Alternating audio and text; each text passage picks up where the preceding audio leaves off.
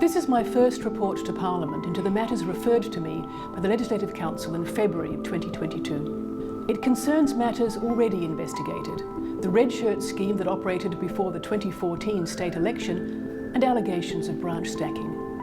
Red shirts was the subject of my report to Parliament in March 2018, and the misuse of public funds connected to branch stacking activities resulted in the joint Operation Watts report with IBAC, tabled in July of 2022. Is there anything else to investigate? The short answer is no. My Red Shirts report concluded that the scheme was an artifice and wrong. I also concluded that 21 members of Parliament who participated in it had breached Parliament's Members' Guide.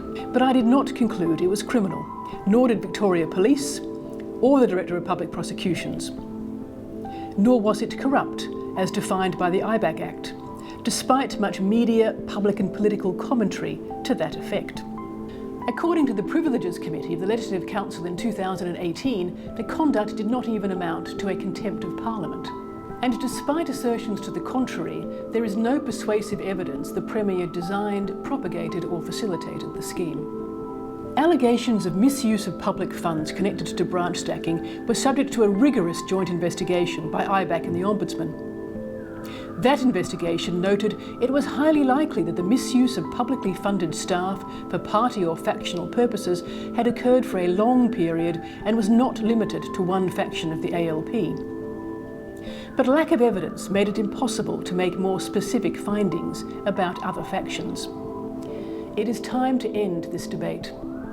I cannot, of course, rule out that further evidence may yet come to light, but with the passage of time and difficulty in proof, I am not prepared to spend further public resources on these matters. I now look forward to some public debate on what should happen when MPs cross the line. Investigating allegations about badly behaved members of Parliament has taken up considerable resources of both the Ombudsman and IBAC in recent years, while some bad behaviour is not referred or investigated at all. I recommended an independent investigative agency back in 2018. Instead, we have seen further allegations of misuse of public funds. I welcome the government's commitment to implementing the recommendations in Operation Watts, which exposed the continuing weaknesses of the Victorian parliamentary integrity system and the absence of an effective framework with which to enforce parliamentary standards. I look forward to real reform in this area and to a commitment across the political spectrum to achieving this reform. I will be monitoring the progress.